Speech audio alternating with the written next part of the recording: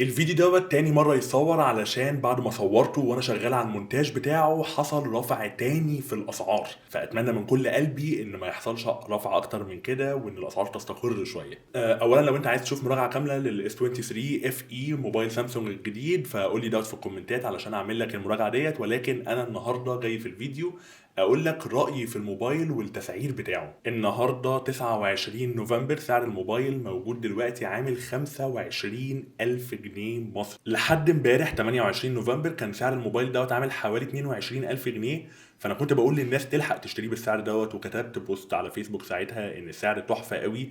كان كمان في ناس منزلاه ضمان دولي بسعر ارخص من كده كمان، فكان فعلا وقتها يعتبر احسن موبايل تقدر تشتريه اصلا. لحد امبارح بالليل كده لاحظت حركه في الاسعار.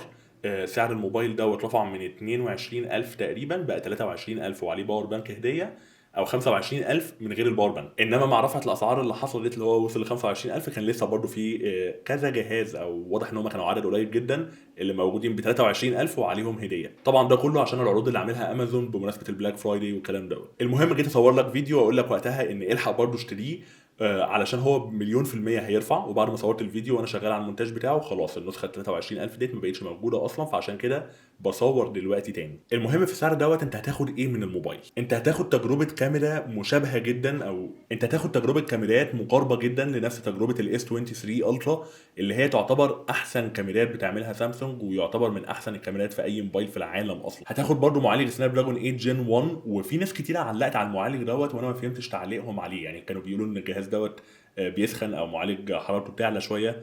وديت حقيقه، ديت مش حاجه كاذبه، هو فعلا المعالج دوت يعني الاجيال اللي اجدد منه بقت حرارتها أقل، ده طبيعي. بس احنا كنا بنقول الكلام دوت على موبايلات فلاج شيب، انما بالسعر دوت يا جماعه يعني عيب لما ابقى سايب موبايل بمعالج زي كده اللي هو اصلا احسن من اي معالج تاني في السعر دوت دلوقتي، واقوم قايل ان عيب اصله بيدفى شويه او بيسخن شويه. بجد دوت مش حاجه منطقيه تماما الكلام دوت، لما تبقى بتقارن المعالج بمعالج زيه في الاداء بس الحراره بتاعت التاني دوت احسن منه مثلا ودوت بيسخن قوي، فهنقول ان هو بيسخن ده عيب فيه. انما فكره ان يبقى احسن في كل حاجه تقريبا من ناحيه الاداء مقارنه بالمنافسين بتوعه، واحنا نطلع نعترض على الاداء دوت علشان الحراره، فديت بالنسبه لي مش منطقيه تماما بصراحه. الشاشه طبعا مش محتاج اكلمك على شاشات سامسونج، هو موبايل دايناميك اموليد 120 هرتز. التجربه بتاعته عموما يا جماعه ده فعلا واحد من احسن الموبايلات اللي في السعر ده. طيب بقى المفروض نشتريه بعد ما رفع سعره، بعد ما بقى ب 25,000. انا رايي بصراحه ان ما زال مش وحش، مش بس مش وحش، لا هو فعلا يعتبر كويس قوي. مش لقطه زي ما كان ب 22,000 جنيه. ولو دورت دلوقتي على فكره برضو هتلاقي ناس بتبيعه ضمان محلي، لقيت على فيسبوك ماركت بليس بيتباع بحوالي 24,000 جنيه ضمان محلي برضو، فهو نفس النسخه اللي انت هتاخدها من امازون.